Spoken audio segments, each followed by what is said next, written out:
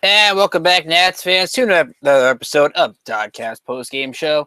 I'm District on Deck co-editor Ricky Keeler as the Washington Nationals don't get the sweep tonight at SunTrust Park as they lose the Atlanta Braves 3-2 and ruined a good performance by Tanner Roark. I mean, he had a rough first inning getting the NCAA triple, the Albies single, worked his way out of it. Matt Wieters made a terrible throw to try to pick off Ozzie Albies, and that led to a run. Nats offense really didn't do much against R.A. Dickey tonight outside of Ryan Zimmerman setting a new career high in home runs. Then you had the weird situation where Dusty Baker takes everybody out of the game practically in the eighth inning of a one-run game. We'll get into that. Nats strike out against Arodys Vizcaino after walking a ton last night. They failed to at least gain a game on the Dodgers or stay pace with the Dodgers. Remember, the one seed's still up for grabs, and the Nats have the tiebreaker. So that's a tough one to lose. That's a tough one really to... If Dusty's really serious about the one seed, you got to finish that game with the guys. It's one thing to play everybody tomorrow. If you want to play the kids tomorrow, play the kids tomorrow. You got to finish that game and try to get a win. That, to me, you can't give away that game in a 3-2 ball game. Can't do it. But that's the way it is. We want to hear from you tonight in the chat room. So feel free to send a question or comment here to the YouTube page. Or also tweet me on Twitter at DistrictOnDeck or at Rickinator555. We'll talk about more Bryce Harper updates, Stephen Drew update, a lot of health issues going on, or not issues, but health prognosis going on. I'll also have another trivia question. We had so much fun with the trivia question last night. I got a trivia question tonight that ties into the upcoming Mets series. So you're going to want to stay tuned for that. So stay in the chat room and you'll hear the question, and feel free to send your answer. Again, we don't give anything away. It's just a fun thing that we like to do. At least I've done the last couple of podcasts. We're going to do the totals, of course. But before we do the totals, I want to say happy birthday to my mother. She's a huge Mets fan. She's one of the reasons why I started liking baseball. So since today is her birthday, I'd like to wish my mom, her name is Janet, a really happy birthday. Now let's get into the totals. Nationals get 2 runs, 4 hits, 2 errors, a couple bad errors. The Braves get 3 runs, 7 hits, no errors. R.A. Dickey gets the win. He goes to 10-10. 8 innings, 2 runs, 4 hits, 4 strikeouts on 95 pitches, 69 strikes. Tanner Roark gets the loss. 7 innings, 3 runs, 6 hits, struck out 7. He didn't walk anybody. There were no walks by any pitchers tonight. You don't find that a lot in baseball. 101 pitches, 71 strikes for Tanner. Arodys Vizcaino got the save, his 12th of the season. Struck out the side in the 9th inning. And Sammy Solis gave up a single to Ozzie Albies in the 8th, but did a nice job. Got a 1-6-3 double play on Freddie Freeman to keep it to a 1-run game. And that's really the most important thing, is that Sammy Solis and one of our writers, Sam Phillips, talked about it today, that Solis has got to figure out a way to stick on the postseason roster because he doesn't get in many games. So to get out of that tonight, maybe that put a good impression on Dusty Baker. And over these last 10 games, guys like Solis, guys like Romero, guys like Kelly, Blanton, Grace, Jackson, Cole are all trying to make their case, and who knows how Mike Rizzo is going to align this bullpen. It's going to go 7 players. It's going to go 8 players. It's going to go 6 players. A lot can change. It depends on some of the health of these guys that we'll get into a little bit, guys like Harper and Drew and Goodwin, and when they're available. I mean, Rizzo can afford to be flexible with these decisions. Dust's going to be flexible with these decisions, and it's going to come down to the last day on who makes that roster for Game 1 of the NLDS on October 6th. So my mom, Seth, is not happy for the Mets season, definitely. Hopefully they can at least win a couple. I don't know about this weekend, but can win a couple more games, just make the season a little bit more enjoyable. But the one bright spot of tonight, well, a couple bright spots for tonight, actually. We got to start with Ryan Zimmerman, who continues to hit the ball well. Crushed a solo shot down the left field line in the 2nd inning to tie the game at 1. He picked up his 34th of the season, which is a new career high. So congratulations to Ryan Zimmerman. That is a really good accomplishment. He's driven in 8 runs over his last 4 games, and parts are working in sync. He's got a good swing at the plate. So to get Ryan Zimmerman at least in this form right now, he's got 5 home runs, 15 RBIs in September. That's what the Nats want to see, especially when Bryce Harper comes back, because that means teams have to pitch to Bryce Harper. They can't pitch around him to get to Zimmerman. And maybe if the Nats do have to play the Cubs, that's where maybe Zimmerman's complete redemption from last year's bad series at Wrigley Field ends up happening. At least that's what you have to hope. Otherwise, on offense, not a great night for the team. Trey Turner did have a base hit in the third inning, but he got picked off. Anthony Rendon did get a double to lead off the eighth, got his 40th double, which is a career high. And I'm going to give Matt Wieters some credit, at least on the offensive side. He did pick up a clutch RBI single with 2 outs in the eighth after Michael Taylor popped out in the first pitch. Wieters took a knuckleball into left field for a base hit. He's now got 44 RBIs at men's scoring position this year. And to put that in perspective, he's driven in 51 runs total for the year. So Matt Wieters may not come up with the solo shot that cuts an 8-2 game to 8-3, but when he comes up in a big situation like that grand slam at Wrigley Field, there's a good chance he's going to contribute. The problem is his defense isn't any good, and that's what really cost Tanner Roark tonight. You look at the fourth inning in a 1-1 game, and this was a pitcher's duel the entire way. Ozzie Albies gets a base hit. He had 3 hits tonight, so I'm sure the Nats are happy not to see him anymore for the rest of the season. And then Wieters tries to catch Ozzie Albies snapping off the bag at first base, throws it in right field. Albies goes to third. There's nobody out. You're basically giving away a run at that point. And Freddie Freeman hits a sac fly to left field, making it a 2-1 game. Later in the inning, Nick Markakis gets a double. Tyler Flowers moves into third, and then Johan Camargo with the base hit to make it 3-1. And that was really the turning point in the ball game. Both those runs get charged to Roark, but really it should be 2 earned runs instead of 3. But because Markakis ended up scoring as well, it's a weird scoring situation, but both those runs are earned. But nevertheless, the breaking ball was sharp for Roark. And again, when you can have 7 quality innings and strike out 7, the walks, there was no walks, as I mentioned. He's still being very consistent down the stretch. He's not going to get to 15 wins, but he at least was able to get the job done. That's important. I mean, these games in hindsight don't mean that much. If Dusty's not going for the 1 seed, these games don't really mean anything because they're going to get the 2 seed. They're going to host whoever wins the Central, and we'll get into that update on what's going on in Milwaukee. Huge series. The Nats could find out, A, what their seed is, and B, who they're playing before the end of the week. There's a possibility that can happen. But we'll get into what's going on there. But really, it's just about guys finding rhythm, guys staying consistent, and getting back into form. And Tanner Roark, at least for the most part, he is 7-4 now in the second half, but he really has only had maybe a couple of bad starts. He's been really the guy that if you had to hand him the ball in a game 4 to win a first-round series, you would feel confident in him right now. He's been that good. Drew and I have both written up Jason Worth over the last couple of weeks, and we all keep saying stay patient. He's going to find it. He's that professional of a hitter. Well, 0-for-4, 3 strikeouts tonight. The timing's not looking good. And it makes you wonder, and Ron and Drew and I have talked about it off the DoDcast. Worth did jam his shoulder into the fence in L.A. over the weekend. So you wonder if that shoulder issue is more than he's letting on because he's not this bad. He couldn't get to a ball quickly in the corner and right, which led Inciarte to get the triple in the first inning. Inciarte would have scored anyway, so it's really a moot point. But the fielding in right field hasn't been the sharpest. He's really had a lot of bad luck, but when he's not having the bad luck, he's striking out a ton now.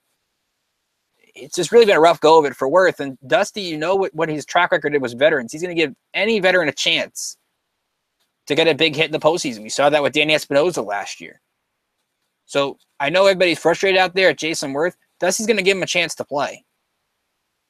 And you have to hope he finds it. Otherwise, Dusty's going to at least make those changes. If Worth doesn't hit in the next week, I'm going to trust that Dusty puts somebody else in the number 2 spot. Because he can't afford, if Worth's not even moving the runners over, he's a liability in that spot. Now, I'm going to stay patient with him, but at some point, Dusty's going to have to make that tough decision. And it's a tough decision with Worth because he's such a leader on this team. Now, I'm sure he'll do anything for the team because he wants to win that championship. You read that article by Bob Nightingale of USA Today where he talked to Bryce Harper and Steven Strasburg about how much Jason Worth means to this team and how they really want to win this championship for him. But I choose to believe his career is not tailing off all of a sudden. It can happen, no question about it. Whoever's saying that can be right. I just got a feeling there's 1 or 2 more big hits in his bat. The problem is if you put him on the bench, as I wrote about, you're really putting your bench more power-sided with Worth and Lind than, let's say, if you just put Howie Kendrick on the bench and you use Kendrick in if you need a base hit in a situation. I mean, there's ways that you could be flexible. To me, Jason Worth has struggled a lot, and the pressure is going to be on him to figure it out over these last 10 games, or however many games he plays out of these last 10. I think I heard FP talk about tonight that they're going to go with a lot of the kids tomorrow night at Citi Field with Edwin Jackson against Robert Gazelman. So probably the game, if out of these three, you would go with the kids, and the kids have played well. So maybe they can be another spark plug kind of game and get a win. We'll get into that in a little bit because it ties into the trivia question I have for you guys. Let me see what we got here in the chat room. Judo's here and Seth's here. R.A. Dickey did look good. Seth, we are not going to the Met game tomorrow. We thought about it. Well, we are not going to the Met game. I'll be here with you tomorrow, actually. I'll see watching the Phillies versus Dodgers game on MLB Network. Was actually entertaining to say the least. Definitely. The Phillies, give the Phillies credit. I mean, they're, 32-34 since the break. They've actually played pretty well. They got a lot of kids that we saw in the last series, and we'll see at Citizens Bank Park that are going to be a big part of their future. Judo says I'm legitimately excited about Chris Sale reaching 300 Ks. Yeah, Ron's excited too, but Chris Sale's been that good. And I think, Judo, you tweeted us this today. Imagine if he was in this rotation and how dominant this team would be. But I don't know if you would have had to give Trey Turner, and that's probably one thing I would not have done in that kind of a deal. Thank you guys for everybody's doing great work, and we'll get into whose articles went up this morning. Everybody on the site's doing a great job as we get toward the postseason. Seth says, "Calm down, Worth is fine. Just waiting until October." Seth, I'm on your side here. I tend to believe he's going to find it. It's just right now, every game that the more and more games he has these kind of performances, the more and more I get concerned. I think he'll be fine. I wrote he'll be fine. Drew wrote he'll be fine. But the more he has these kind of games, the more you get concerned. It's okay to feel concerned about a player. There's not many Nats you're concerned about right now. Maybe Worth, Wieters, Harper until you see him at least bat a couple of times. And that could come Monday in Philadelphia. Mark Zuckerman tweeted today that Dusty told the media he's going to hit with the team on Saturday, and there is a chance that he could play as early as Monday in Philadelphia. So Harper's got a week left. If he gets, I think, about 30 at-bats, he has a chance to qualify for the batting title. And Harper's pretty close to Charlie Blackmon right now in that category. So Harper's talked about how individual awards mean something to him. So a chance at winning a batting title, I don't know how realistic that is because it'll be interesting to see how quick he gets his timing back. But it'll be just good to see Bryce Harper in the lineup, and that'll make the final week of games a little bit more exciting against Philadelphia and Pittsburgh.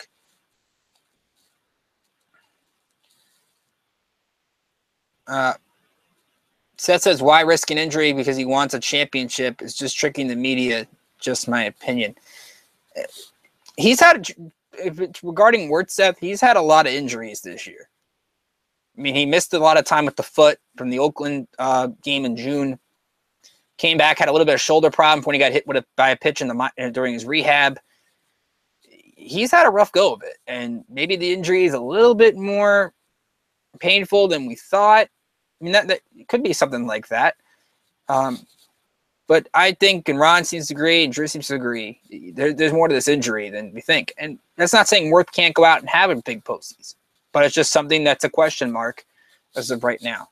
And a good point here on Seth. I don't know, Seth Tanner's going to be in the rotation.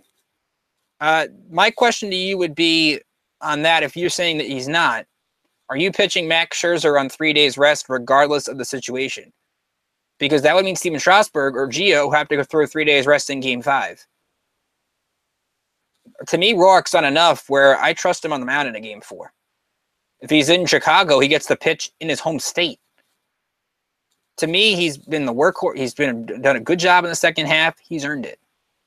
This is much different than you can make the argument Joe Ross shouldn't have pitched Game 4 last year. They should have said go to Scherzer on short rest and try to finish it against Kershaw. But this is much different than last year. If you take the ball away from Tanner Roark, and he's a good reliever, he's shown it in the past, I think barring Roark being used as an emergency guy in those first 3 games, he's getting the ball. And I don't think right now there's any problem with it. I mean, you have to look at the way he's pitched in the second half. As I said earlier, I can probably pull up the game log for you real quick. I can think of maybe 2 games that he's had an issue in the second half. And that's maybe 2. Tonight, I don't count that as his fault. I mean, tonight was really, I think, blame on Matt Wieters. If he doesn't throw the ball away in right field, maybe Roark gets out of that inning. Really, the only bad games he's had, July 29th against Colorado gave 4 runs over 5. But other than that, he's given up 3 runs or fewer in every other game. Oh, sorry. Tanner Dapilotator Sale was here. Now I see it, Seth. I'm sorry. Yeah, I apologize for that. See, this is where I got to wait for the comments to trickle in.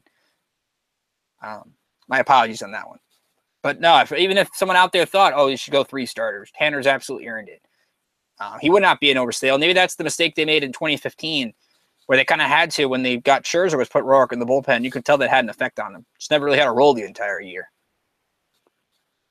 I liked what I saw from Roark today. I liked what I saw from Solis today. Definitely needed that one. He hasn't really pitched a lot. And that's really what the Nats, while they've been able to get through games with going to the starter, then going to the law firm, it's taken away from the games that the other pitchers have had to throw. And these guys are pitching for their playoff lives over the next 10 days. So that'd be something to monitor. Maybe Dusty gets more of them in as the days go on. But as great as it is to get Kinsler finishing games and Doolittle finishing games and Madsen finishing games, if the Nats are not going to go for that 1 seed, you got to get these other guys in the game. And I think the only issue to tonight's game, what the heck was Dusty doing in the 8th inning? He goes out there, he takes I really can't remember all the transactions that were made in that game. And you have Murphy came out of the game. Zimmerman came out of the game. Taylor came out of the game. Kendrick came out of the game. Wieters came out of the game. I believe that was it. But you had like Jose Lobaton hitting 3rd at the end of it. I'm interested to see what Dusty says about it, because I get it. They got a long flight home.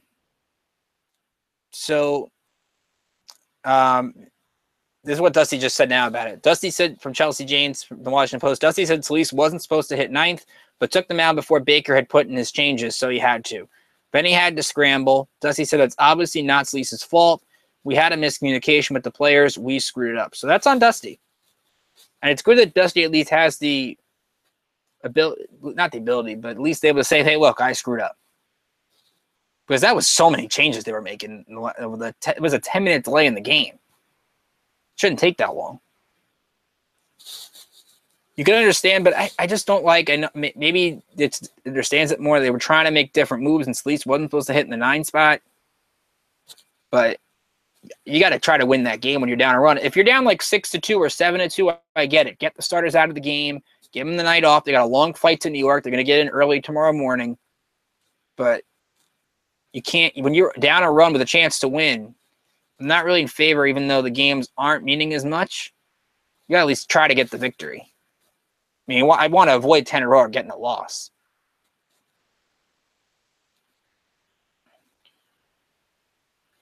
So looking around the Nats, I think it's an interesting case. So I'm going to throw, actually, before I get to the trivia question, let me talk about Stephen Drew for a little bit. Dan Coco from Masson, I'm going to read his tweet from earlier today. Stephen Drew says he's hopefully can play in some games next week. Remarkable given his injury, has a legit chance to factor into the postseason. Drew says things are still day-to-day, but he's going to keep grinding, give himself a chance to make an impact. That's pretty big. I don't think anybody thought Stephen Drew was going to even come back this year. So if Drew gets in next week, let's say, gets a couple at bats, and he looks good, you got to think about Wilmer Defoe for a second, because ever since Defoe's gone back to being a bench player, he hasn't played well. His situational hitting hasn't been good. His base running hasn't been good. Maybe that's just a product of not getting enough playing time, but he's not the player that was really a huge spark plug for this team when Trey Turner was out. So Drew can at least show that he's got, and it was a little bit of form, and maybe that's a risk carrying 2 guys in Harper and Drew that don't have as many at-bats over the final week.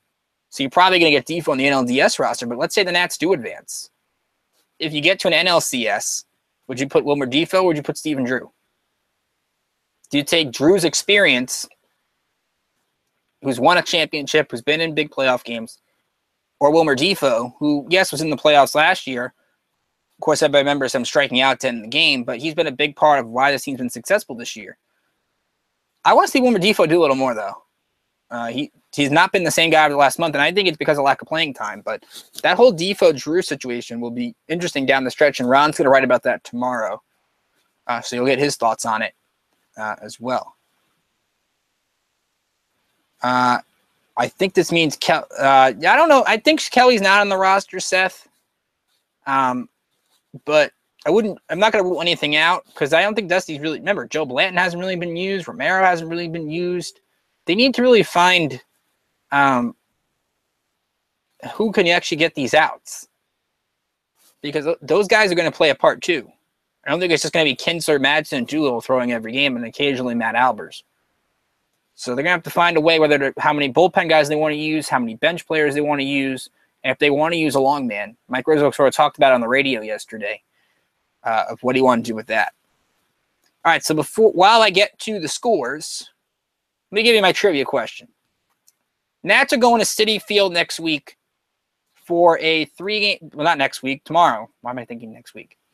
For a 3-game series against the Mets. Nats have been good against the Mets this year. They're 11-5. There are 4 players on the Nats with 4 home runs against the Mets this year. Can you name all 4? As I do that, let's take a look at the scores. I'll give you guys a few minutes to think about that one. Maybe I shouldn't because you might Google it, but we'll talk about some of the games that happened today. Dodgers beat the Phillies 5-4. As Seth mentioned earlier, that was a really entertaining ball game. Kenley Jansen had to get a 4-out save in that one, but Curtis Granderson hit a home run. Andre Ethier a home run to tie that game in the 7th. It was Walker Buehler who got the win, the young rookie, an inning of scoreless relief. Kenta Maeda only went 3 innings for the Dodgers. So while LA is winning these games, they didn't get a hit with men in scoring position today. And they're going to win the NL West. Their magic number is down to 1. But it is something to be concerned about if you're a Dodgers fan, because they have not looked the same in the last couple of weeks. Other finals, at least, Indians beat the Angels 4-1. Francisco Lindor, a 3-run homer in the 5th. That was a difference in that game. So the Angels failed to make ground on Minnesota. And they're going to Seattle over the weekend. Maybe they'll bounce back. Baltimore beat Tampa 3-1. Kansas City beat Toronto 1-0. So their slim hopes are still alive. Twins are up 12-1 on the Tigers right now in the bottom of the 8th inning. Jordan Zimmerman actually got the start for Detroit tonight. It was awful. Byron Buxton did a big 2-run single. Joe Mauer had an RBI. It's just been all Twins tonight, and they needed this kind of game. They looked terrible in that 3-game series against the Yankees. Not just saying that for those who know me as well in the show, but Joe Mauer did have 3 hits tonight. Jorge Polanco had 3 hits tonight. Max Kepler had a pair of hits. Escobar had a pair of hits. Actually, Kepler and Jason Castro both had the 2 RBI games for Minnesota. So again, that game, bottom of the 8th inning, 12-1. Cardinals lead the Reds 8-5. St. Louis is 2.5 back in the wild card coming into the night. So any win they can get at Cincinnati, they would absolutely take it. So they're an out away from coming out with a win there. So they will be keeping a close eye on 2 games that we'll get into right now. Cubs and Brewers. Chicago, Milwaukee are tied 2-2 in the 7th. And the big situation you want to keep an eye on there is what's happening with Jake Arrieta. He made his return to the Cubs rotation tonight, coming off a hamstring injury. He could either get a Game 1 start, a Game 2 start, a Game 3 start, depending on how Joe Maddon would want to adjust it if the Cubs do advance to the NLDS. Because I think if you're Milwaukee, you've got to win 3 out of 4 after losing that tough one last night just to have any chance to win this division. Again, that game 2-2 in the 7th. I'll give you Arrieta's line real quick. Kyle Davies got the start from Milwaukee. He's pitched all 7 innings so far. Arrieta went 5 innings, 1 run, 5 hits, 2 strikeouts, 71 pitches, 43 strikes. Kyle Schwarber's got a home run for Chicago. And Domingo Santana has a home run for Milwaukee. Colorado and San Diego are underway. That game is scoreless in the bottom of the 1st. Colorado needs to start winning. And you start beating some of these bad teams. All right, so let's see who's got the answer to this question. Let's see. Zimmerman, Harper, Murphy, Taylor. You guys gave a lot of different answers here. I think you might have it all in some way, shape, or form. All right, so I'll just throw it out to you because you guys have it at some point. So you're the 4 guys in the Nats with 4 home runs against the Mets this year are Anthony Rendon, Ryan Zimmerman, Matt Wieters, and Adam Lind, which is amazing. Lind's only played in 12 games against the Mets and had 28 at-bats, and he's got 4 homers. There are also 7 Nats with more than 1 homer. Jose Lobaton is one of them with 2. Bryce Harper has 3. Daniel Murphy has 1, but he's still hitting .364 against him this year. And Trey Turner, 10 for 41, 3 doubles and a homer. So the Nats have hit the Mets fairly well this year. Their one problem when they face New York is they're 11-5 against them, and 3 of their losses have come to Jacob deGrom, who will throw Sunday. Now, deGrom was supposed to pitch tomorrow, but he had nausea and a little stomach ailment, so he'll throw Sunday against Max Scherzer. Edwin Jackson will throw against Robert Gsellman tomorrow. And the big one on Saturday, Steven Strasburg against Matt Harvey. And 2 guys have gone opposite directions. I believe this is the 4th time they'll be facing each other. Strasburg is starting to find his Cy Young form, and Matt Harvey, that's a guy 2 years ago, he was looking like he was going to win some Cy Youngs, and his confidence is gone. He's gone through so many injuries, all the off-field stuff this year. That's a guy that you just feel terrible for. And I understand Nats fans out there don't feel bad for Matt Harvey. Some might not. Being in New York, I've watched good Matt Harvey. I've watched great Matt Harvey. I mean, Game 5 of that World Series was great Matt Harvey. And ever since the 9th inning of that game where he stayed into that World Series, things haven't been the same for him. And you just hope he finds it again real soon and goes back to that pitcher he was. The Mets need him. I mean, it's amazing how you look at their rotation. Jacob deGrom has been the only healthy guy pretty much all year. We talked about it last night. He's top 10 in WAR for being on this kind of team. Doesn't sound like Terry Collins. I think Krusty Ackert wrote it in the New York Daily News. Does not sound like he's going to be back next year. So you're going to probably look for another manager. Would not be surprised to look for another pitching coach, considering all the mess that's going on with that rotation this year. And you look at their offense, it's not the same team. They're third in the National League in home runs since the break. Most of those home runs are on other teams or hurt. Not the same offense. They won 7 games in September. So this is when the Nats should take advantage and win those games. And Seth, I'm glad Seth said I feel bad for Harvey, honestly. Yeah, no, I understand there's something to do. And I hope he finds it. I hope he does. I would hate to see his career end like that. I think he's better than that. We'll find out coming up on Saturday. Ron will be with you Saturday and Sunday. I'll be with you tomorrow. So let me get you the pitching matchup for tomorrow's game. Nats are now 92-60, by the way. And if they do tie the Dodgers, they win the head-to-head. They win the 1 seed because their division record is better than LA's division record, which kind of not fair to the Dodgers because the Nats have had much easier competition in the East than LA has to the West, but that's the way the tiebreaker goes. It's because they went 3-3 against each other, so that's the next tiebreaker. Edwin Jackson gets the ball from the Nats. Jackson 5-6 with a 4.96 ERA against Robert Gsellman. Gsellman 7-7 with a 5.22. And you look at Jackson's numbers, they've been bad in September. And there's no bones about it. 16 runs allowed over the last 11 1/3 innings. He's given up about 7 home runs over his last 3 starts. He's given up 9 over his last 5. The last time Jackson without going to a home run, you have to go back to August 17th against San Diego. And if he wants to make that postseason roster, he's got to pitch better. He's probably only got this opportunity, maybe one more, to prove he can get on this team. Because if not, I think they'll go with a bunch of short 1-inning bullpen guys and just go from there. I mean, if they're going to take a long guy, it's going to be Jackson. I don't think they're taking A.J. Cole. So they need Jackson to step up and be productive. I think the good news for him in this game, he doesn't have a lot of experience against a lot of these guys. There are only 3 Mets with more than 10 at-bats against him. That's Jose Reyes, Asdrubal Cabrera, and Nori Aoki, who just came to the Mets in September as an outfielder. As for Robert Gsellman, not been a good second year for him. He's battled with injuries this season. Did pitch well against the Braves last time out. 7 innings, no runs, 3 hits. No earned runs, gave 1 total, struck out 3. But Gsellman's had an issue with the walks. Before his last start, he had 12 walks over a 5-start period. And in the second half of the season, it's been a rough go of it for him. 3.03 ERA in 6 starts, so numbers aren't as bad. But definitely not the year that he was hoping for after a good end of the year last year. He was one of those guys that helped the Mets make the playoffs. Anthony Rendon is 5 for 10 against him with 3 doubles and 3 RBIs. Murphy's 5 for 8 with a triple and 2 RBIs. Zimmerman's 4 for 7. Michael Taylor 3 for 5 with a homer. But the question's going to be, how many of these guys play tomorrow? As I said earlier, FP said on the telecast that Dusty is going to play a lot of the kids tomorrow. Like you'll see Victor Robles, you'll see one of the young catchers, you'll see Adrian Sanchez, you'll see maybe Andrew Stevenson or Rafael Bautista. So they're going to probably go with a lot of these kids, and it's probably the right game to do it with Harvey and DeGrom the final 2 games. And